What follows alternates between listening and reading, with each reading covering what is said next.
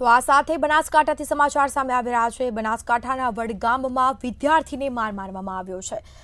તો સમગ્ર મામલે માતા પિતાએ રજૂઆત કરી છે। પોલીસ મથકે જાણ કરવામાં આવી છે। ચંગવાડામાં આચાર્યએ વિદ્યાર્થીને માર માર્યાની આ ઘટના પ્રકાશમાં આવી છે।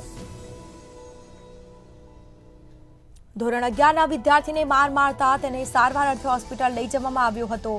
ઈજા પહોંચતા તેને સારવાર અર્થે તાત્કાલિક હોસ્પિટલ લઈ જવામાં આવ્યો। વિદ્યાર્થીને ઢોર માર માર્યાનો પરિવાર દ્વારા પણ આક્ષેપ કરવામાં આવ્યો છે। દિવાલ પર બેસવા મામલે આચાર્યએ માર્યો હતો।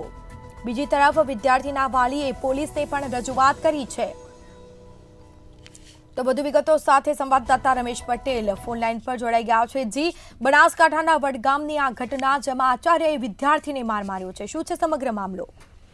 સ્મિતા, વાત કરવામાં આવે તો વડગામ તાલુકામાં ચંગવાડામાં માધ્યમિક શાળા આવેલી છે ને માધ્યમિક શાળામાં એક 11મા ધોરણમાં અભ્યાસ કરતા વિદ્યાર્થીને આચાર્ય દ્વારા માર મારવામાં આવ્યો છે। જો કે સમગ્ર ઘટનાની વાત કરીએ તો આ વિદ્યાર્થી જે છે તે 4-5 જે વિદ્યાર્થીઓ હતા તે એક દિવાલ પર બેઠા હતા, ત્યારે તેમનો ફોટો પાડી અને કોઈ વિદ્યાર્થી દ્વારા આચાર્યને બતાવવામાં આવ્યો હતો। જે મામલે આચાર્યએ તમામ જે વિદ્યાર્થીઓ હતા તેમને તેમના રૂમમાં બોલાવ્યા હતા અને ત્યારબાદ આ મયુર ઠાકોર નામનો જે વિદ્યાર્થી છે જે ધોરણ 11માં અભ્યાસ કરે છે તેને ગળદાપાટુનો માર મરાયો હોવાના તેના પરિવારજનો દ્વારા આક્ષેપ કરવામાં આવે છે। જો કે વિદ્યાર્થી ગંભીર રીતે ઇજાગ્રસ્ત થતા તેને પાલનપુરની સિવિલ હોસ્પિટલમાં હાલમાં તો સારવાર માટે ખસેડવામાં આવ્યો છે। જો કે સમગ્ર મામલે આજે વિદ્યાર્થી છે તેના વાલી દ્વારા છાપી પોલીસમાં રજૂઆત કરવામાં આવી છે।